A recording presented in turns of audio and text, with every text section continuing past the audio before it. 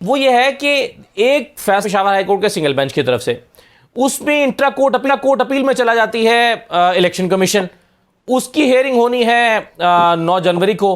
अब मेरा सवाल यह है कि इसके दौरान ये जो आज हुआ है ये क्या हुआ है? यानी बुनियादी तौर पर तो इंट्रा कोर्ट अपील तो अभी सुनी जानी है, आज भी क्या अपील ही सुनी गई है? ये नजर सानी थी, ये क्या थी? है तो यही, इसीलिए तो हैरान कौन बात है जो उन्होंने कहा, बैरिस्टर साहब ने सही कहा।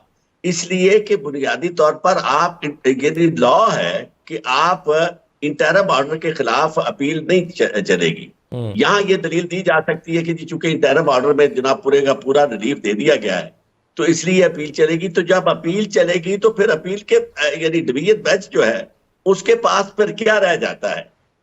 ये तो देखे ना, स्टे ऑर्डर जो मिला था वो ये था कि जब तक ये फैसला नहीं हो जाता उस वक्त तक ये अपने इंतखाबी निशान को मुतारफ करवाए और इलेक्शन लड़े। यानी ये तो इनफैक्ट इलेक्शन से बात रखने की बात है ना जी। तो वो कंटिन्यूएशन के लिए तो स्टे दिया जाता है। ये जो है ये तो अल्टीमेट बात होगी। इलेक्शन कमीशन का फैसला जो है अगर वो आखिर तक फील्ड होल्ड करता है तो ये अल्टीमेट होगा कि जनाब ये जो तहरीक इंसाफ है वो निशान से महरूम हो जाएगी। इलेक्शन में जो उसकी अपनी हैसियत है वो बड़ी बुरी तरह मुतासर होगी, क्योंकि जो उसने सीटें देनी है जब इलेक्शन यानी मखसूस रिश्ते जिनको सामने रख के ये किया जा रहा सारा, और भी बहुत सारे पहलू हैं।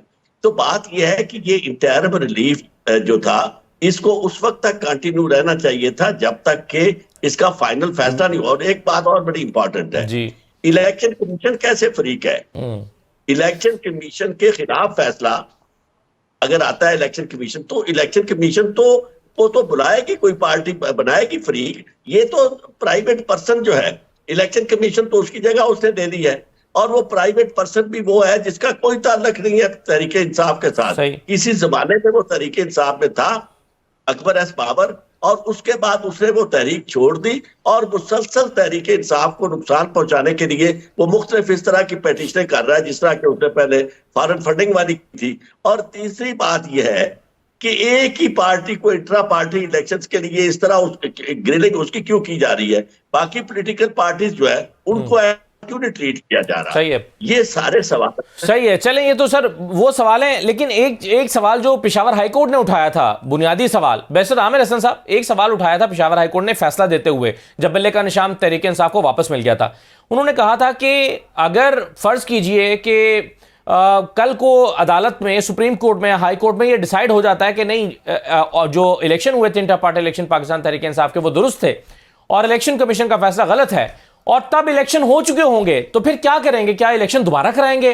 अब अगर एक पार्टी से उसका इंतखाबी निशान वापस ले लिया जाए और वो निशान के बगैर इलेक्शन में उतर जाए, उसको डैमेज हो जाएगा, लेकिन कल को फैसला अगर रिवर्स भी हो जाएगा तो फिर क्या होगा?